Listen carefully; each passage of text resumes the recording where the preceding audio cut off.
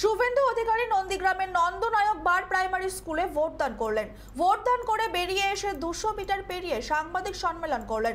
নন্দীগ্রামে এখনো অবধি কোনো সমস্যা নেই, সকাল সকাল মানুষ ভোট দিচ্ছেন। এমন ভোট দিচ্ছেন 1 নম্বর বিজেপি বোতাম দেবে যাচ্ছে।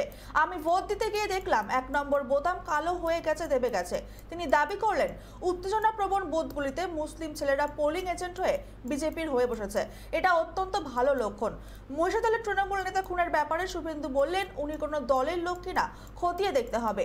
বোমাবাজি খুন যখন গুন্ডাগার্দি করেও কোনো ফল হচ্ছে না বললেন শুভেন্দু। নন্দীগ্রামের সোনাচূড়ায় বিজেপি কর্মী খুন, একাধিক কর্মী জখমের ঘটনায় বললেন পুলিশ কিছুই করছে না। যারা আমরা ভোটদাতা, আমাদের সবাই আমরা সমান। ভারতবর্ষে এটাই হচ্ছে আলটিমেটলি লাইনে দাঁড়িয়ে ভোটাধিকার প্রয়োগ করতে হয়, এবং সেটা আমি আমার ভোট কাস্ট করলাম নরেন্দ্র মোদীজির পক্ষে, বিকশিত ভারতের পক্ষে, শক্তিশালী ভারতের পক্ষে।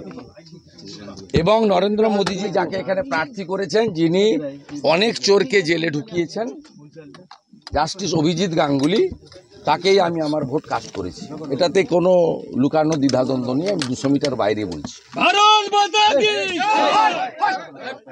Not today is 144 right.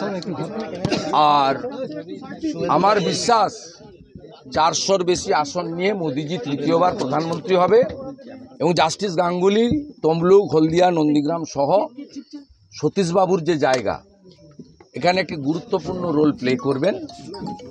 আমি বেশ কিছু উন্নয়ন এখানে করেছি, ছোটোখাটো, অনেক বৃহত্তর উন্নয়ন বাকি আছে। সেগুলো করার ক্ষেত্রে মোদিজির আশীর্বাদ সহযোগিতা নিয়ে জাস্টিস গাঙ্গুলি সেটা করবেন, এই বিশ্বাস আছে। বেশি জায়গায় এজেন্টই দিতে পারেনি, বলছে দিতে দেয়নি। নন্দীগ্রামের একাধিক গ্রাম পঞ্চায়েত, সোনাচূড়া, গোকুলনগর, হরিপুর, ভেকুটিয়া, একাধিক গ্রাম পঞ্চায়েত, সেখানে ওদের এবারে এজেন্ট পর্যন্ত নেই। আর সবচেয়ে উল্লেখযোগ্য যেটা 21-এও আমার ভোটে পারিনি, মুসলিম বুথে 63টা মুসলিম বুথে আমরা প্রায় সবগুলো, একটা দুটো হয়তো প্রবলেম আছে, সব জায়গায় মুসলিম ছেলেরা এজেন্ট হিসেবে বসেছে আব্বাস বেগের নেতৃত্বে। It's a very good signal. এবং আমরা নন্দীগ্রাম থেকে অভিজিৎ বাবুকে অনেক বেশি ভোটে মার্জিন দিতে পারবো।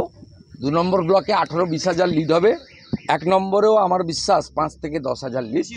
আমরা 5 থেকে 10 হাজার ভোটের লিড, মানে আমাদের 30 টার্গেট আছে। আমরা আশা করছি কাছাকাছি যেতে পারবো। সোনাচূড়াতেও তো ওদের এজেন্ট বসেনি, আর তৃণমূল বলছে ভোট দিতে দিচ্ছে না আমাদেরকে। ওদেরকে কানতে বলুন, ওদের বহু জায়গায় এজেন্ট নেই। ময়নার বহু জায়গায় এজেন্ট নেই, বহু জায়গায় এজেন্ট নেই।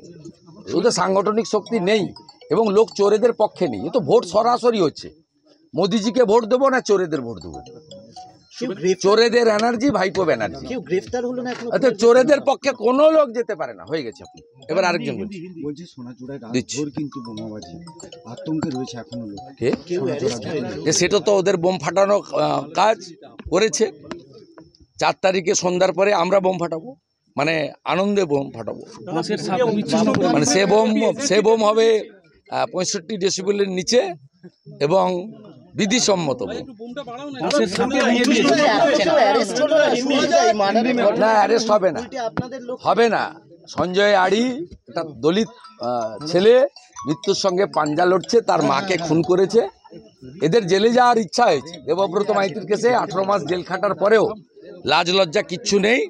আবার একজন সনাতনী হিন্দুকে, তফসিলি পরিবারের বৃদ্ধাকে খুন করেছে। এই কেসটা তো সিবিআই হওয়ার জন্য রথিবালা আড়ির কন্যাকে আমরা কোর্টে নিয়ে যাব ভ্যাকেশন শেষ হলেই, এবং এদের জেলে থাকার ইচ্ছা হয়েছে। শেখ সাউদ্দিন, হাবিবুর রহমানরা জেল খাটার পরেও, বাইতুল মিয়া জেল খাটার পরেও এখন জেলে থাকার ইচ্ছা হয়েছে আল রাজিদের, শামসুলদের। নন্দীগ্রাম থেকে সৌম্যজিৎ চট্টোপাধ্যায়ের রিপোর্ট, চ্যানেল 24/7।